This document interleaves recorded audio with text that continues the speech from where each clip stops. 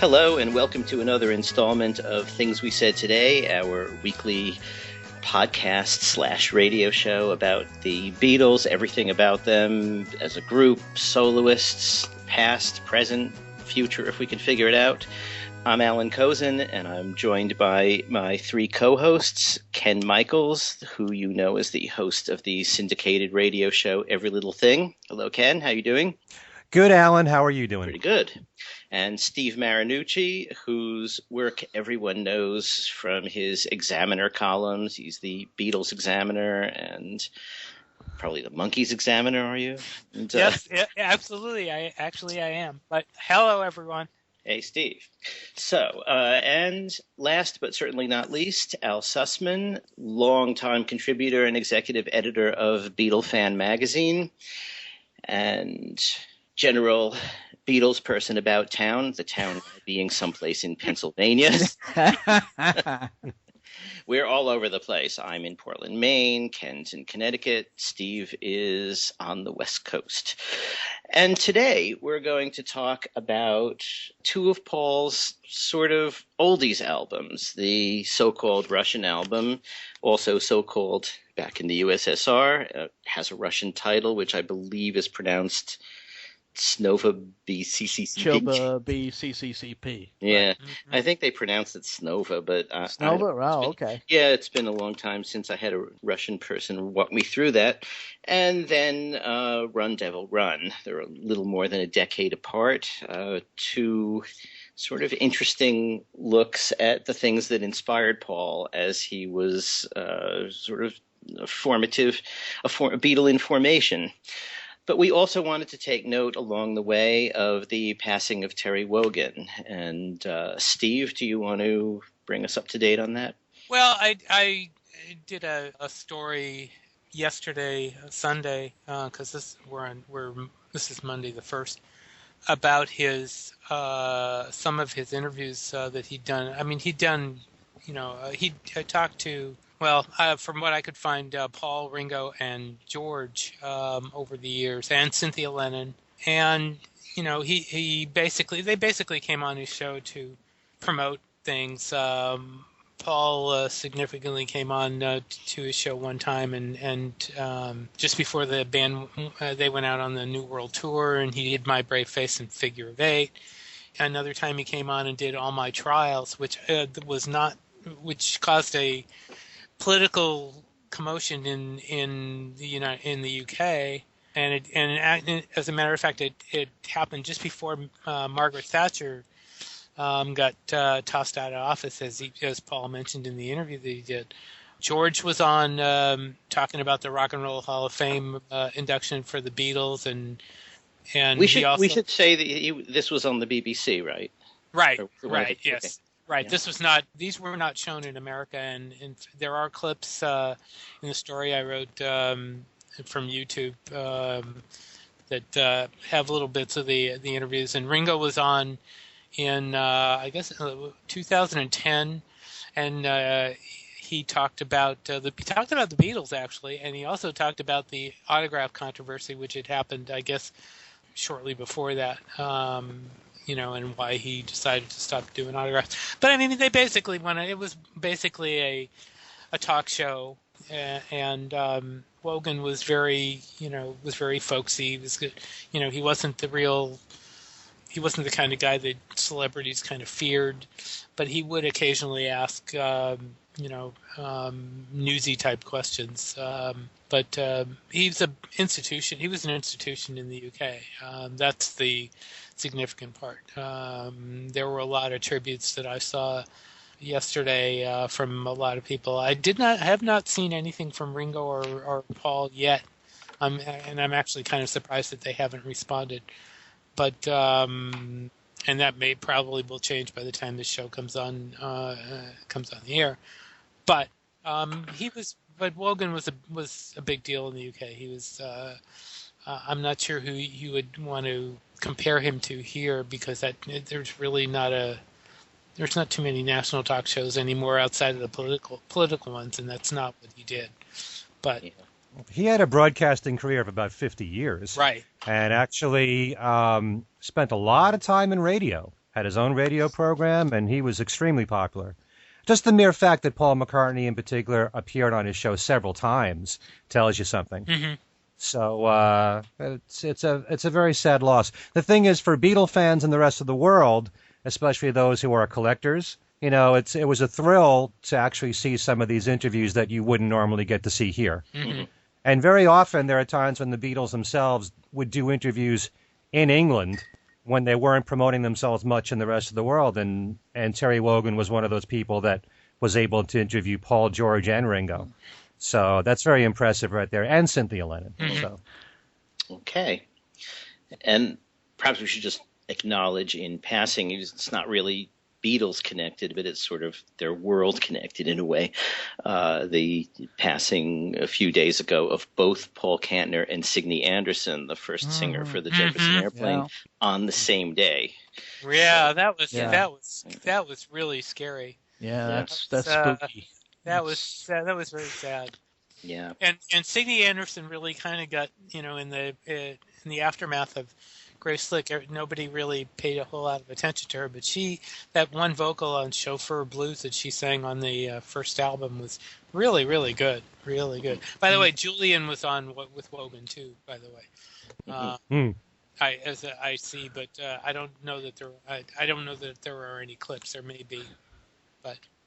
And actually, Steve, you posted a picture of Paul with Paul Kantner, That's right. Paul McCartney with Paul Kantner, and Jorma Kaukonen. Mm-hmm. Right. And then you got the story behind that. Yeah, well, that picture's been around, but through Matt Hurwitz, we got some information on where exactly the picture was taken and when. The when wasn't really that hard because, the Paul's trip to the West Coast had been documented, but the where was more interesting. And as a matter of fact, as I wrote up on the thing I put up yesterday, on Fell Street in San Francisco.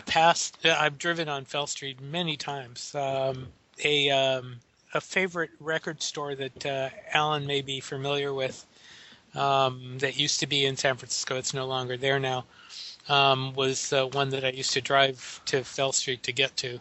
But anyway, that's neither here nor there. Yeah. So yeah, that was sad. And I do like the Airplane a lot. They're not just the Grace Slick stuff, but they were a great band. They were a great band. And Ken, you were pointing out that just shortly after our show last week on Beatlesque performers, there was some follow up there that you wanted to mention. Yeah, it's pretty ironic that the day after we finished recording our show on Beatlesque music, I saw this article online from our very own Allan Haber, who runs Pure Pop Radio, that runs our show.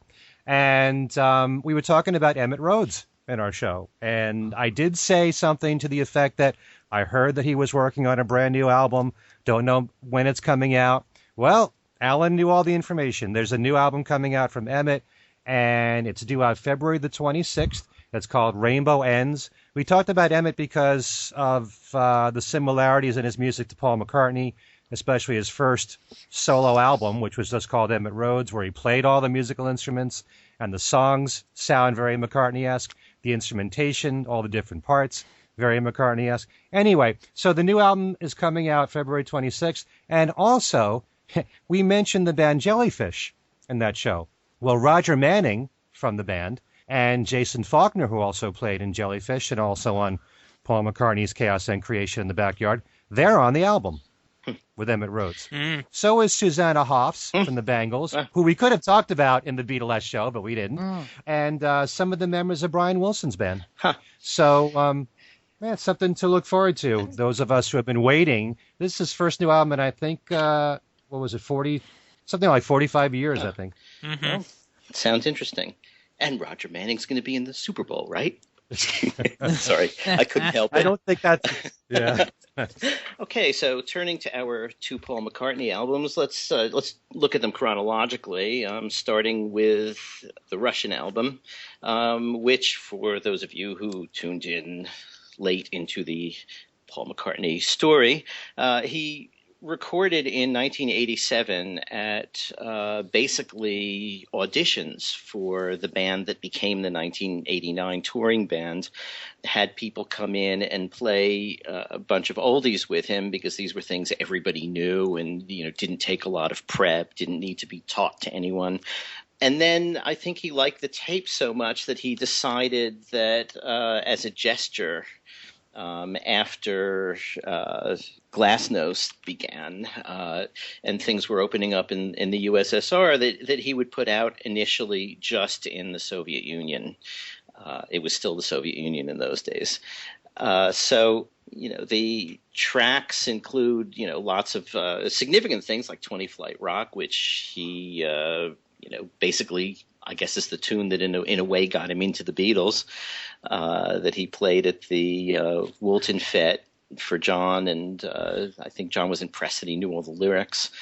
In Love Again, Bring It On Home to Me, a Duke Ellington song, You Don't Get Around Much Anymore, in a great rocky arrangement. That's All Right Mama, Summertime, the Gershwin song. So let's start with Steve. Steve, what were your impressions of the record when it came out? Well, I remember there was a long time before we even got to hear it. I mean, we heard about the album in America quite a while before we actually got to hear it, and I think there was, as I recall, there was a lot of speculation, or at least the initial feeling was we weren't going to get to hear it, but we finally did. I mean, I remember seeing vinyl copies at Beatle Fest, and there were the bootlegs actually were first. There were bootlegs first before it finally came out, and then they finally released it on CD. I think it was actually released on vinyl, but then it finally came out on CD too. In 1991, it looks like. Right. Yeah. So I mean, it took a long time for it to get here. That was and well, of course, if you lived on the West Coast, Steve. Yeah. I if I can interject, when I had heard that this thing was coming out, strangely enough, I had a friend who was a ballet conductor who was going on a trip to Russia, and he called me up. I mean, it was very shortly after the record was released in Russia, and he said, "Is there anything I can bring you back?" And I said, "Well, as a matter of fact," and I told him about the album, and I told him that, if he was smart, he'd bring back a case of the things, and he did. And I believe he made a small fortune selling them through mainly a bootleg shop in New York. He basically just sort of unloaded them all, to them. And so he had brought me back the first version. There were actually two or three vinyl versions of this with a couple of track differences and some different colored covers and things. And so he brought back the first one and the first edition and said it really wasn't hard to find. People were selling them on the street. And I basically at that time brought it into my editor and said, "Look at this." And, for us, it was an interesting story because Beatles stuff had been bootlegged in Russia because it had officially been banned as, sort of, Western capitalist lackey kind of middle class music or something, whatever the Russians had to say at the time. And so people would smuggle it in. And eventually Melodia, the Russian record company, which put out the McCartney album, eventually Melodia started putting out some Beatles tracks and Beatles compilations in Russia, but they were basically pirated. They were not, I think, official releases. So we sort of like the idea that, here the Russians have had to deal with bootleg Beatles stuff all the time just to hear any Beatles. And now in America, we were sort of scrambling to hear this McCartney album. Mm-hmm. So yeah, but here in New York, I'm not in New York anymore, but in New York, if you knew where to go, you could get them actually pretty early. Well, matter of fact, I have a specific memory about that in fact involves Ken and our friend Tom Francione, because Tom and I guested on Ken's show. I think this is like the end of year in '87, and if I'm remembering correctly, Ken, correctly if I've got the story wrong, Tom had just gotten a copy of the album. I think it would have been the end of '88. Oh, yeah. Okay, right, the end of '88. He would have just gotten a copy of it and had it for us for that end of year show. Well, I actually don't remember that, but that would make sense because Tom always got everything ahead of me. Exactly. Yeah, it still does. He may well have gotten one of the copies that my friend brought back. Could very well be. Yeah, because we did our story on it, I know, in mid-January '89. And the reason it took us a few weeks to get it going is because we kept thinking we were going to get a Paul McCartney interview about it.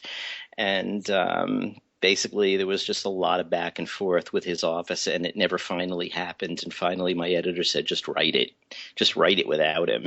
So I did. But we were sort of curious about, if he would talk about what his reasons were and all of that. But that didn't happen. So back to you, Steve. Well, once I finally got to hear this, I was thrilled. I was absolutely thrilled. It's raw enough. I mean, it's not your typical McCartney album. It's not, really polished. He also didn't stick with all the obvious songs. There's a number of obscure songs in there that's really good. The Don't Get Around Much Anymore has always been one of my favorite McCartney songs because of the fact, number one, it doesn't sound like a Duke Ellington song. Right. And I think, that's pretty cool. And it's also a great song. It's a great tune. But he did a fantastic version of that. Just wonderful version. The Fats Domino songs were really good. It was good to hear him do 20 Flight Rock. This one is just a great album all the way, just about all the way through. It really is. I mean, he did a fantastic job. I don't know what to say. For all the times that you have to, you criticize Paul for being too slick and not getting down and rocking with it. I mean, he really did with this, and so there you go. Yeah, well, that was one of the things about it. It was loose, and it was loose in the best way because it was really good musicians jamming on tunes they'd been playing all their lives, So, Al? It's interesting. For some reason, I was initially a little bit disappointed in the album, only because I felt that it wasn't raw. It wasn't more of a raw rock and roll album, knowing the fact that Paul is he's a first generation unreconstructed rock and roller as well as a devotee of other types of music, but I would have thought that it would have rocked out a little bit more. It's almost as if there was maybe even a little bit more of an R&B, maybe even perhaps New Orleans, perhaps rockabilly feel to it than just raw slam bam rock and roll. But it's interesting. You look at the track listing, and Paul's devotion to Elvis really comes out in not only in this album but also Run Devil Run, because you've got Elvis's first record, That's All Right Mama. You've got Just Because, which is actually a country tune that Elvis covered during the Sun era, as well as Lordy Miss Claudie, which actually, of course, had been a hit for an R&B hit for Lloyd Price, but Elvis recorded it in 1956. So obviously that would have made a big impression on the young Paul. So certainly his devotion to Elvis is very much present here, as is his devotion to Fats Domino, because you've got I'm in Love Again, you've got I'm Gonna Be a Wheel Someday, both of which were major hits for Fats. You've got the Midnight Special, which is actually, if I'm remembering correctly, was a bonus track on the CD, which is, of course, an old blues song, as is Crackin' Up, which was, is it?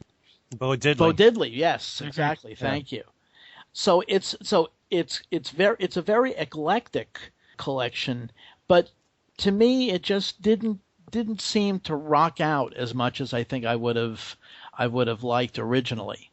But that's just that's just. Did it grow on you over the years? It to some extent, but as we'll talk about a little bit later, I still like Run Devil Run a lot more. Okay, Ken. This is an interesting conversation. Actually, when this album first came out, I liked it. But I've always kind of treated the albums that were all cover versions, like John's Rock and Roll. I don't want to say I liked it less, but I never gave it the consideration as I would the original material. It was almost like a bit of a disappointment that it's not an album with all original material. But as time has gone on and you learn the history of the Beatles, especially through the work of Mark Lewison, because when he put out his first book, The Beatles Live, and that was a book that I used to devour because I love looking at the track listing of the songs they used to do in their early years that they never released. Yeah. And there's so much great music that the Beatles loved from the 50s and early 60s and even pre-rock and roll that they never got around to recording as a group, whether it was for Parlophone or they did a lot on BBC Radio. Thank God we have those recordings. Right. But outside of that, and Tony Sheridan stuff and the Star Club, if you look at what Mark had written in The Beatles Live, many of the songs that they were doing from 1957 on, turned up on the Russian album and Run Devil Run, and also on John's Rock and Roll album. And one of the things that I really appreciate, and Al, you were just talking about this, we just did a show on Black influences. Right. And we mentioned Fats Domino a lot, but the Beatles, for Parlophone, never recorded a Fats Domino song. Right. And yes, Lady Madonna was written in the Fats Domino vein, and Fats went on to cover it, but they never did cover Fats. They never did cover Elvis Presley for Parlophone. But thank God they did on BBC Radio. Yes. And also Paul McCartney did it, on these albums. These two albums, when John would do Hound Dog Live, that kind of thing. So there's a couple of artists there that were not represented, certainly in the Parlophone catalog from the Beatles, but you have them on both these albums. But I was a little bit surprised when the Russian album came out, because when I did listen to it, it was very loose, as you said, Alan, and I wasn't used to that from Paul. He has put out raw albums. I would consider Wildlife very raw. Even some of the, like Red Rose Speedway, to me, is a bit raw. The first McCartney album is raw. It doesn't have that polish to it. So there have been times when he's put out raw stuff, but this had a looseness to it. It's almost like you were walking in on a rehearsal. You were walking in on a rehearsal. In a way, it was an audition. So that's why it had that sound, So some people like that. And over the years, I've really come to love the Russian album. You mentioned the word eclectic, Al, and that's what Paul McCartney has always been, even in this case. Exactly. Because you've got a song like Crackin' Up, which to me is sort of almost reggae-ish, I think, in its arrangement. Sure. Taking Don't Get Around Much Anymore and rocking that out. And I do love that arrangement a lot. Summertime, doing a slow version of that song, the George Gershwin classic, which the Beatles used to do. They used to do Summertime Live. And in fact, there's that one among the, relatively few remaining Holy Grail recordings is that one that they did backing Lou Walter in Germany. And, you listen to this and you wonder, is it an arrangement similar to this? And it may have been. Just before doing this show, just for the heck of it, I took the Mark Lewison book out, The Beatles Live, and I just wrote down a list of the songs the Beatles used to do that ended up on either the Russian album, Run Devil Run, or John's rock and roll album that they didn't release as the Beatles. So very quickly, I thought I'd just read off this list. All Shook Up, they used to do, Elvis's song. Bebop-A-Lula. Blue Moon of Kentucky I put in there since Paul did that on Unplugged. Boney Maroney, Lordy Miss Claudie, The Midnight Special, No Other Baby, which he also rehearsed during the Russian album as well. Peggy Sue, Summertime, 20 Flat Rock. Also Honey Hush, It's Now or Never. Yeah, those are the ones right there. So it gives you an idea of some of the other material the Beatles used to do.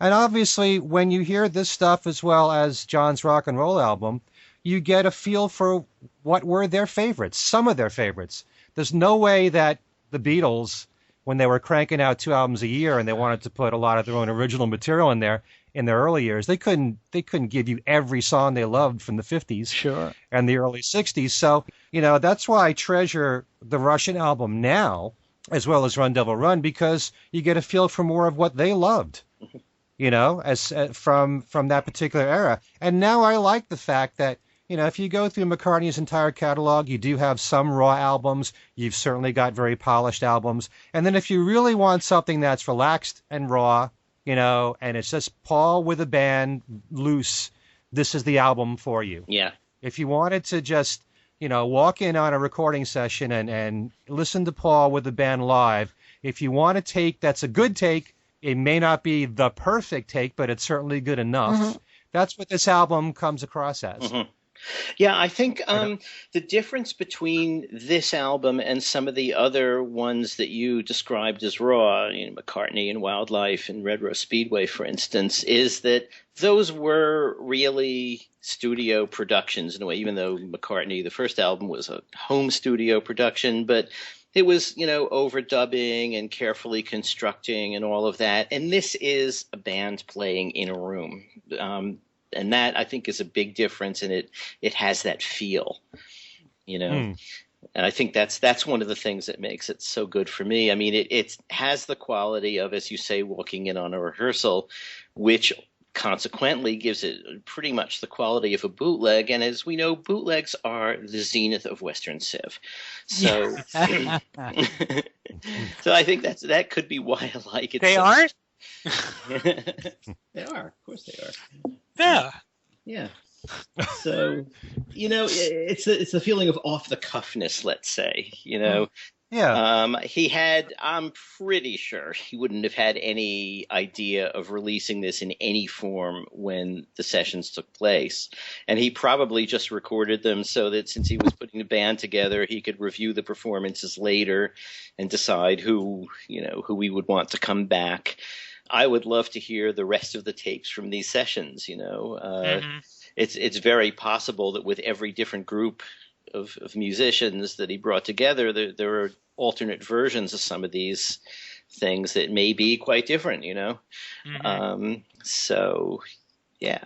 And I would like to say one thing, and that is, of all the covers that Paul has done in his solo career, one of my absolute favorites, I love when he did Just Because on this album. It really, it's got that Elvis feel. Yeah.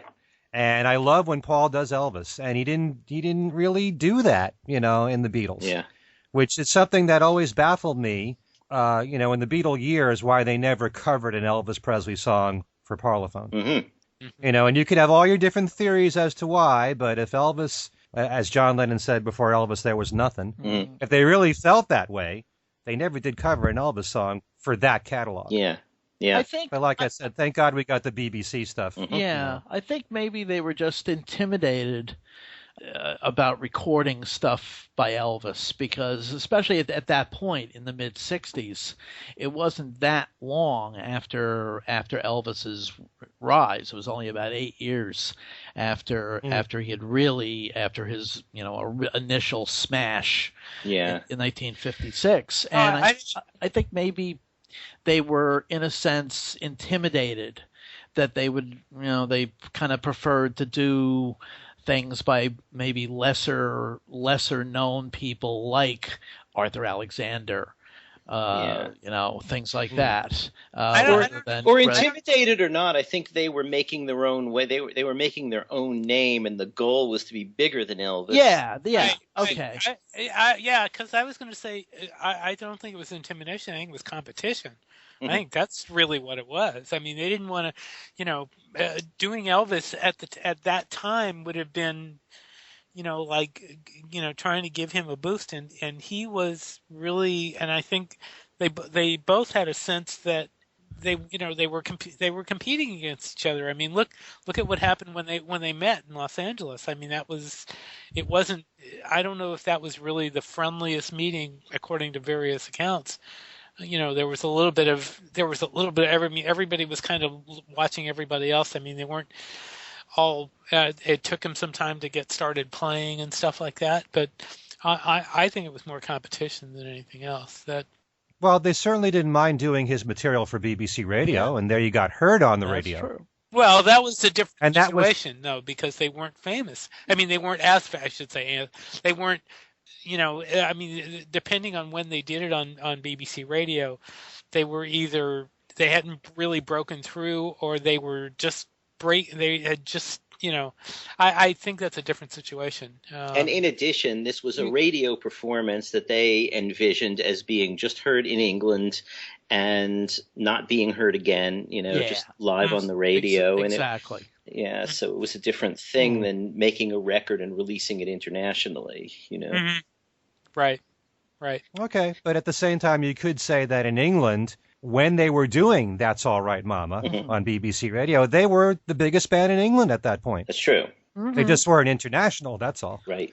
But, and they were playing Please Me. They were playing it to some degree for an audience, some of whom may have heard them play it live in their early days too. Yeah. So it wasn't that different. That audience heard a different Beatles than we heard in a certain way. They heard them as a cover band much more than we did. And they may have been, I don't know, they may have been mindful of all this stuff, or it may be completely coincidental. Who knows what they were thinking. Right. And they also did I Forgot to Remember to Forget on BBC Radio, and that was fairly late. Mm-hmm. Yeah. In their BBC recordings, wasn't that 64? 64, yeah, and I think That's All Right, Mama is also from 64. No, 63. Oh, okay. It's 63. Okay, so mindful of the ticking clock, perhaps we should move on to Run Devil Run. Okay. And I thought maybe, Al, if you wanted to talk about the genesis of the album and, why he did this and how he got the band together, who's in it, that kind of thing. Well, it's real interesting because this was actually the first professional project that Paul did following Linda McCartney's death. Right. It was roughly a little over about a year and a half, actually, after Linda's death.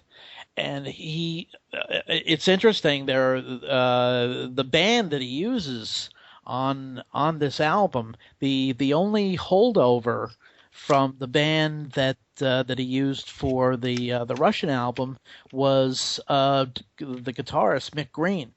Mm-hmm. Mm-hmm.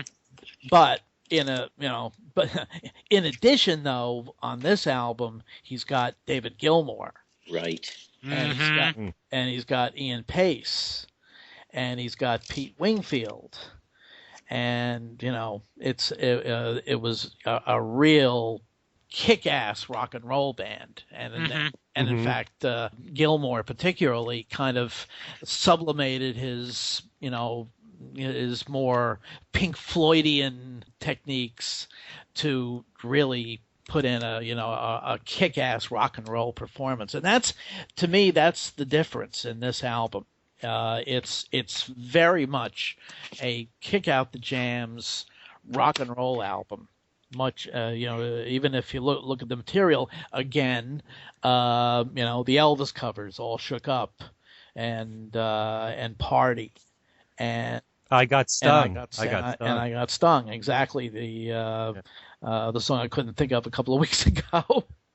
and yes, and even Brown Eyed Handsome Man, which Elvis covered, but which is a Chuck Berry song, which everybody else in the world had covered as well. Mm-hmm. But also you've got Larry Williams. She said yeah. You've got Blue Jean Bop, which is Gene Vincent and the Blue Caps, one of the early, probably one of the earliest songs in the Beatles repertoire. Well, not I guess at that point they were still the Quarrymen, and No Other Baby from the skiffle era. Right. The Vipers did yeah, exactly. Which had been produced by George Martin, which as we about just recently. But also there is kind of a little bit of a melancholy overtone to it, because one of the songs included is "Lonesome Town," which was a Rick Nelson hit, and that was, according to Paul, it was very much a song that he and Linda had loved. There are 3 originals, and one of them is called "Try Not to Cry," and the other one, the title song, of course, "Run Devil Run," but there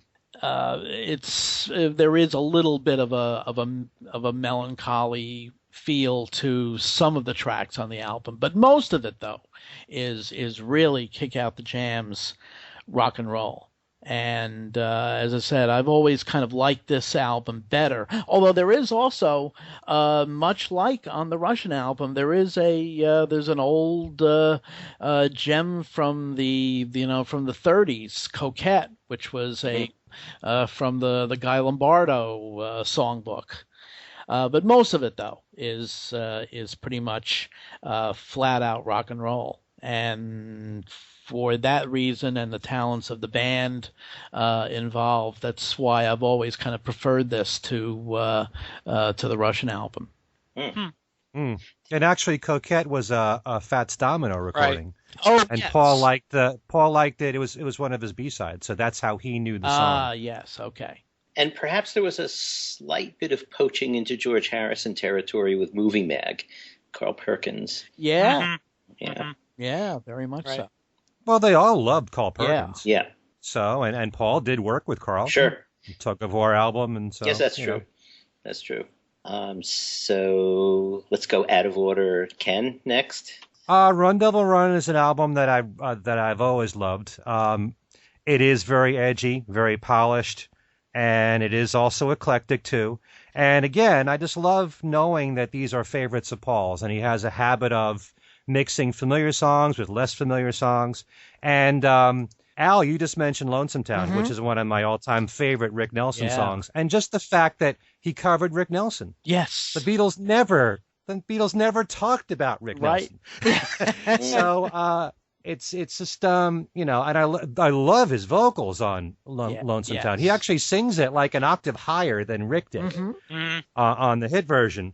And "Blue Jean Bop" is a lot of fun. Get a little bit of that rockabilly in there. "She Said Yeah" really kicks ass. Yes. Yeah. I mean, and "All Shook Up" is a very different arrangement, also from the way that Elvis did it.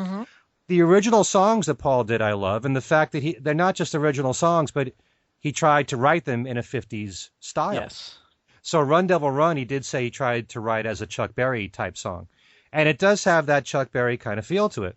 There's a song in there, one of his originals is an absolute favorite of mine, called "What It Is." Yeah. That song really, that's another one that kicks butt right there. Yep.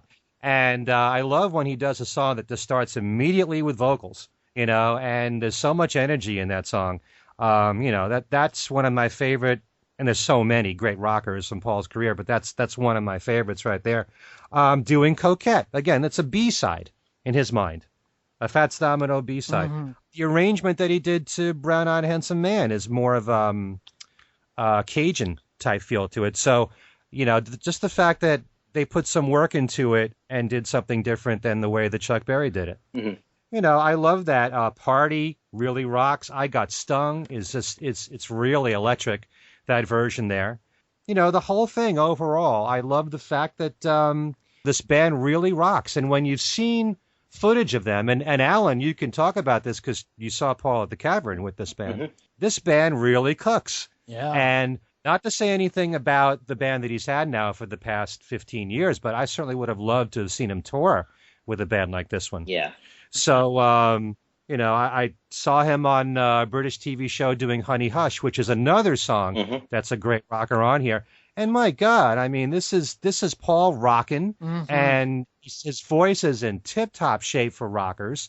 And, it just seems like whenever Paul needs to recharge his batteries for whatever the reason, the best way to do that is to go back and do 50s rock and roll. It seems to be, maybe that was part of why they did a lot of 50s rock during the Let It Be sessions.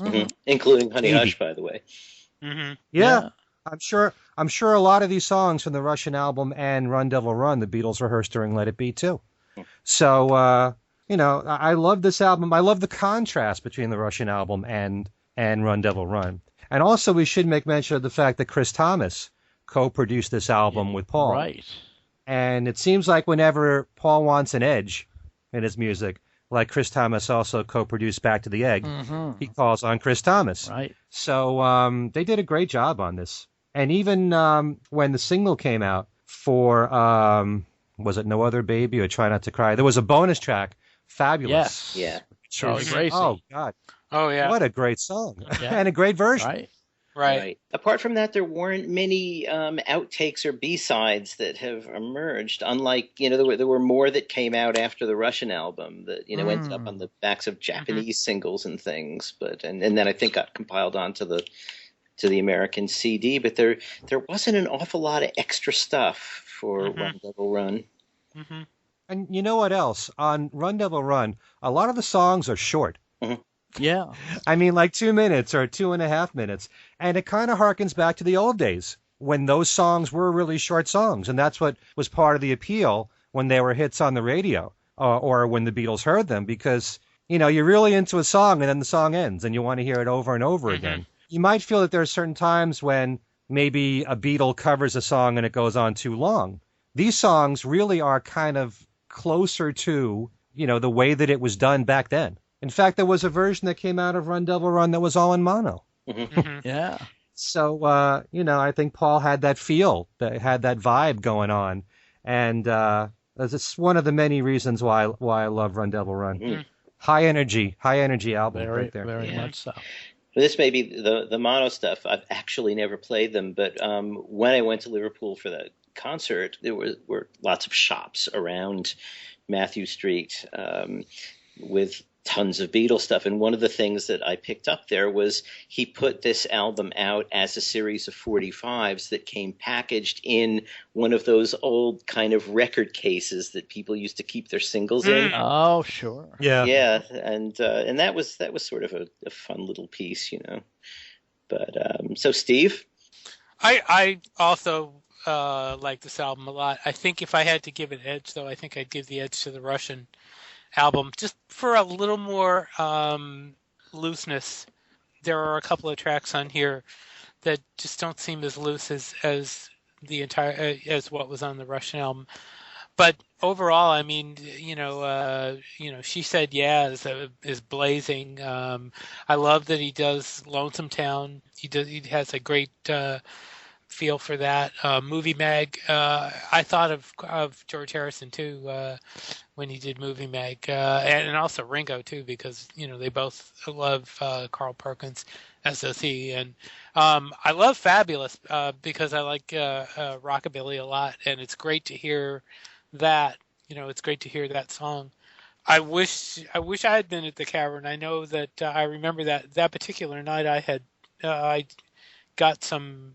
I was in touch with somebody that was there. It wasn't you, though, Allan. It was somebody that we both, I think, probably both know, who was there, and she gave me all the details of what that show was like, and I was just incredibly jealous. I mean, that was just wonderful that he did that, and that DVD is great. Jean Catherell. Yes, I was not going to mention. I wasn't going to mention her name, but Jean, if you're listening, hello.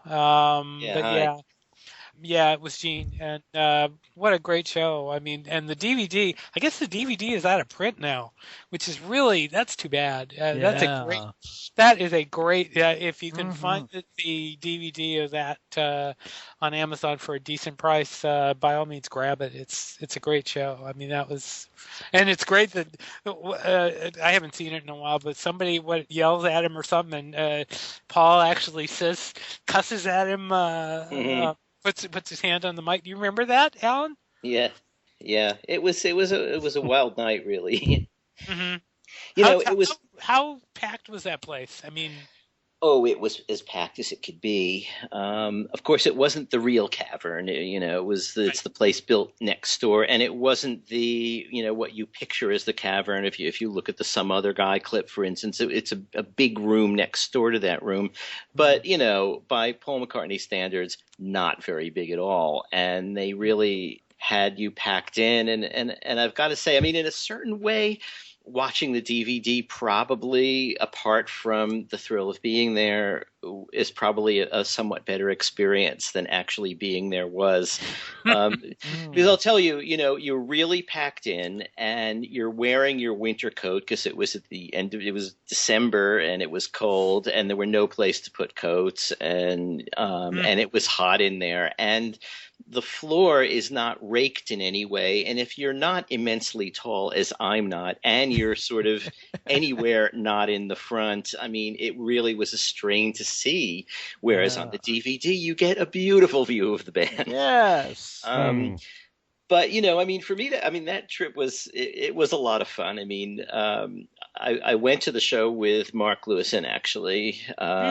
And so during the day before it, he sort of showed me lots of places in the area. And because of this show was what it was, you're walking down Matthew Street in the middle of the afternoon, and it's almost like being in a real world version of Yellow Submarine or something. You're walking down the street and you're seeing, Alan Williams walking right past you with someone else, and and there's the Crack, and there's the bar that they used to hang out in, and all this stuff in it. You were just sort of seeing people from their Liverpool days, just sort of there. And, wow. Yeah, so that was fun, and the show was fun to hear, even if you couldn't see very well, and plus you knew, like, you weren't in any doubt that you weren't going to have a copy because it was broadcast live. So by the next morning you had the audio of it. Yeah, that was one of the things I remember. That was one of the first times I think that the audio of that show was out on the internet right away. That's right. It was, I think, an internet broadcast, actually. Was it broadcast? And I remember seeing a CD of that the very next day. Yeah. So, yeah. There was... The other thing, and this is where I really could kick myself, in the afternoon, there was a press conference, and the press conference was held in the other cavern room that is a facsimile of the cavern as we know it from pictures of the Beatles. And he came out and spoke, and I recorded that. I mean, as you can do as a press person, I had my recorder with me. What I hadn't realized, because the band playing was really kind of tight, and they were rehearsing before the press conference in the next room. I didn't really know about the next room until that night, when that's where they sent us. I thought the show was going to be in the sort of, vaulted ceiling cavern room. That's what I thought was the cavern. So when I heard the band rehearsing, I thought they were playing the record, and I did not record it. Yes. I have to say, I shouldn't even be admitting this publicly. Having once turned up at a McCartney rehearsal before the '89 tour, there was a round table that they did at the Lyceum Theater with the interview before the press conference. There was a press conference at the Lyceum Theater where they played, but the day before they had a small press round table with maybe half a dozen reporters. And I went to that, and when I was sitting in the Lyceum Theater waiting for the press conference, Paul came out and started playing drums. Then Linda came out and joined them on guitar. And basically the whole band came out, each playing an instrument that was not the instrument they play on stage.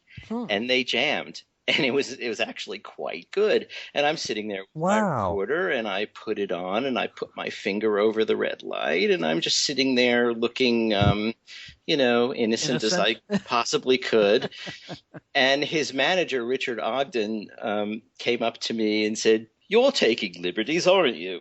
I said, "What?" And he confiscated my cassette. Oh. So I don't have that either. I know some of the other journalists who were there were also taping it, and I've asked the couple for a copy and have never gotten one. But so there are all of these potential things floating around. Someone else at the Cavern press conference may have taped the rehearsal.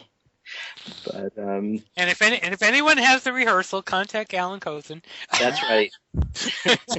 Contact me too. Yes, we'll share it around, or not if you don't want to. What was Linda actually playing guitar? Yes.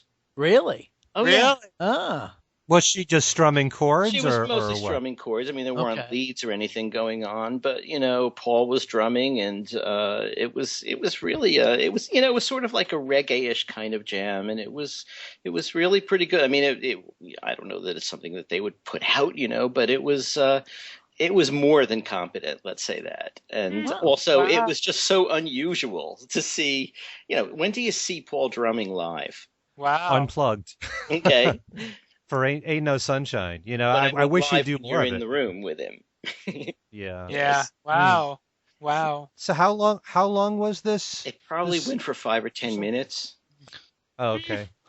And this after I got my cassette confiscated, before, I don't know. This was before, because the band did 4 songs. I was there that day. No, this was the day songs before that. Okay, right. I'm sorry. Yeah, I was there for that the next day, not the round table, but the press conference and their performance. Yeah. Okay. Wow. So we can add that to the Lost Paul McCartney performances. That's right. Yeah, maybe it'll turn up. Maybe it will. But Allan, when you saw this show at the Cavern, did you kind of wish, even though you couldn't see everything, did you kind of wish Paul would keep this band and go on the road with it? Yeah, I thought the band was quite good. Although I thought that his previous touring band was quite good too. So I wasn't necessarily, and you know what? I wasn't thinking in those terms quite in the same way as when I've seen Ringo and the Roundheads and thought he should tour with these guys. Just because the Roundheads were a tight band, and also Ringo was doing all the singing on those shows. Yeah.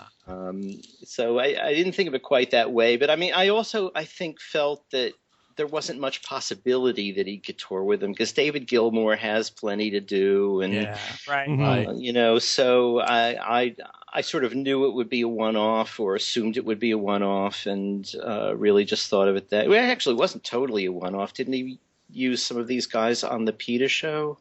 Yeah, I think Gilmour was there too. Yes, I think you're right. So it was a two-off.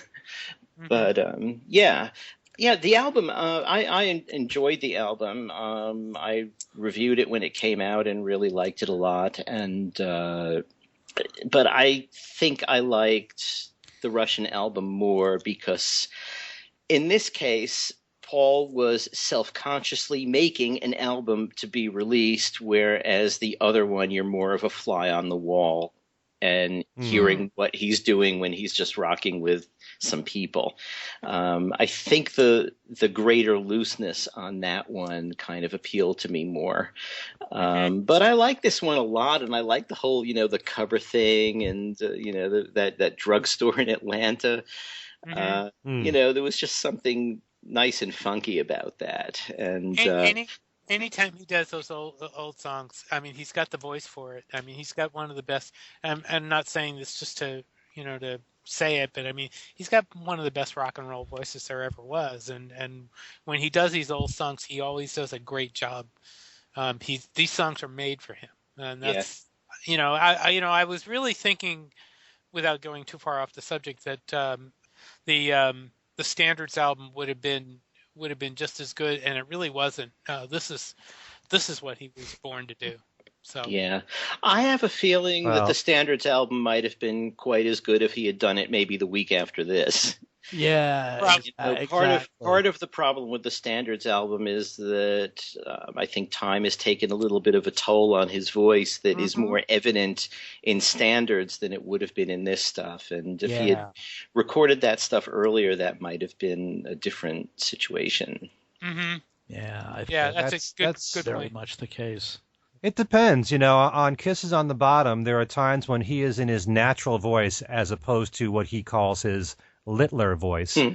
And when he does sing, like on My Valentine or Get Yourself Another Fool, his vocals are fine, but I guess he felt with certain songs, I don't know if it might have been the range. Maybe he couldn't hold on to notes as long. I don't know. Unless he actually tries to sing it in his more natural voice, as opposed to what he did, you wouldn't really know for sure. But I think the way the songs were executed on Kisses on the Bottom were fine. The band was amazing. Oh, the band was amazing. The band was fantastic. I mean, there's no way I'm going to fault Diana Krall. You can point a gun to my head, and I will not fault Diana Krall. Right. But it's kind of hard to compare an album of 50s rockers to an album of standards. Right. It's two completely different genres altogether. The vocal deliveries that Paul's going to give for a rocker like Lucille is going to be much different than what he's going to do on Irving Berlin's Always. Yeah. Right. Although he rocked on Duke Ellington, but Yeah, let's blame Tommy LaPuma. Yeah. We're not blaming anybody here, Steve. I'm joking. Yeah. Okay. Yeah, maybe he should have done a version of Don't Get Around Much Anymore in that style and on Kisses on the Bottom. That would have been actually interesting. I think that would have been very interesting. Or Summertime. Right. I really wish that with the 50s rockers, I'd welcome another one from Paul. Oh, sure. And hear more songs from his past that he loved that we never got to hear him do. But I think him sharing that with us. But I think Al's point about his voice, I think, is definite. I think his voice has taken a downturn, and I'm not sure the results would be as good.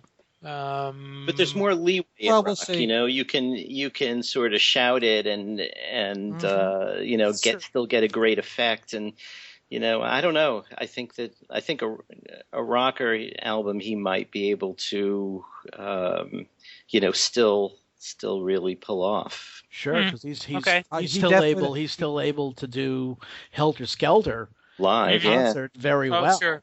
Oh yeah, although I haven't seen him since Candlestick, but yeah, I mean his voice was great that night. So yeah, but there are recordings since where you can tell things have been a little shaky. But But you're dealing with someone who's giving you a 2.5+ hour concert. Oh, I know. I'm not faulting. And I'm not going to deny that there are times when his voice is not what it used to be, but there are plenty of times, and you can even see what people post online of his concerts, where his vocals are fine. Mm-hmm. And if all you have to do is get the right take in the studio, if it takes a few times to get it, he can pull that off. Sure. Mm-hmm. There's no reason he can't do another album like Run Devil Run or the Russian album. Mm-hmm. And I love when the Beatles share this with us, that these are favorites of theirs. Oh, sure. When George tells you he loves Hoagie Carmichael, or with Ringo, it's scattered on his albums, all the songs that he's covered. Mm-hmm. I'd love for Ringo to do a whole album of covers. That would be nice. Mm-hmm. But and I'd love for Paul to do another album of standards. Mm-hmm. It's just another dimension, another side to these people, where they're showing what their influences are beyond this, Sure. beyond what we know them for. Sure. So, it's part of the whole history of it all. Sure. And I'm sure there's so much music that these guys loved that we don't even know about. So every single time we get a glimpse of it on an album like Run Devil Run or the Russian album, I welcome it. I appreciate these two much more than I ever have. Well, now. I think that goes back to all the influences, that we talked about. Was it last week where, the influences, the music that influenced these guys is so wide ranging. It's absolutely incredible. I mean, the bounds are just absolutely, you can't even begin to talk about, you can't limit their influences to one specific thing because they're so far out. There's so many different feels of music that that influence them. So and that's why they became the diverse band that they were, Right. and that extended into their solo music. Sure. Anyway. Okay, so thanks, guys. That was a fun discussion, and I think that will be it for this week. So all of you out there, feel free to write us at thingswesaidtodayradioshow@gmail.com. You can follow us on Twitter or post comments on Twitter. We're at the @ Things We Said Fab.